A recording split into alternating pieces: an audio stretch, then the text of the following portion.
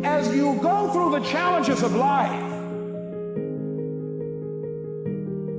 and you look at it and embrace whatever comes to you, don't run from it. Step toward it. Don't try and duck it like most people do. See, most people want it easy. See, easy come, easy what? Easy go. So that if there is no value proposition at hand, then you have no meaning to justify the difficult conditions of your life. And that's brutally difficult for people.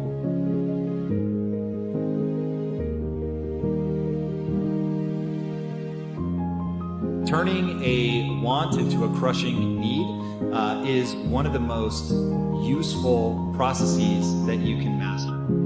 Defeat and failure is the greatest thing that could ever happen. Because when you're successful, you tend to not learn anything.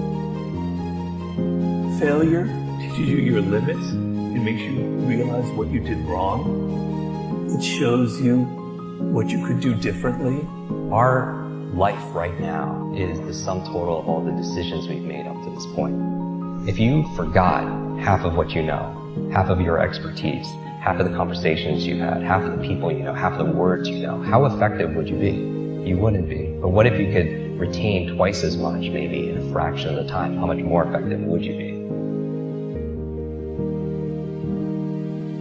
Don't worry about whether this is hard or it's taking a very long time. Just invest in yourself every day, unabashedly, going after it. See, most people engage in low life living, low risk living. This God said, if you're not willing to risk, you cannot grow. And if you cannot grow, you cannot become your best. And if you cannot become your best, you can't be happy.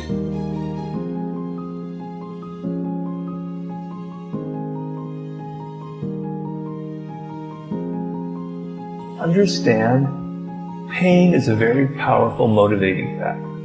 So understand that life is very difficult and that you're down a path towards something really, really bad unless you get your act together and try that first thing. Take that first step. Do whatever it is that you thought you couldn't do, and don't be afraid of it, because that is the most important moment in your life. You constantly remind yourself, after every defeat, after every setback, every time you get knocked out, you will fail your way to success. And so if your life isn't everything it could be, you could ask yourself, well, what would happen if you just stopped wasting the opportunities that are in front of you? You have a viewpoint, a perspective. It's like the lens on a camera. And it's through that lens that you view the world, and you view people, and you view events. And so your attitude, how you look at the world, will determine what you get in life. The big thing, and this is why I always tell people, there need to be two things true about the goals that you're trying to accomplish. One, they need to be honorable, and two, they need to be exciting. I legitimately am excited about the thing that I'm trying to build. And because I value myself for the sincere pursuit of this thing that is both exciting to me and honorable, in that it's, going to lift people up if I actually accomplish it, and I'm holding myself accountable to actual results, but the game of trying to turn my potential into usable skills that can do something tangible in the world to make that goal that's exciting and honorable come true, because all of that game is predicated on making sure that I love the time in the field, that I'm leaving everything out on the field, and I value myself for that. I don't value myself for accomplishing it, but I value myself for actually trying to pursue it. If you're focusing on this person to give you that thing, my parents didn't give me that thing, that's you creating your attitude.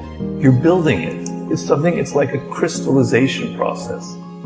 This crystal starts getting bigger and bigger and bigger as each little crystal is added. And you crystallize this negative, defensive attitude towards life, and that's what you're going to get. You will go through things, and while you're going through them, you can't understand why it's happening to you. But after you go through it, you get back and you look at it and you say, oh, now I understand why I needed that lesson. You can take these tentative steps on your pathway to destiny, and you can assume that you're going to do it badly. And that's really useful because you don't have to beat yourself up. It's pretty easy to do it badly. But the thing is, it's way better to do it badly than not to do it at all.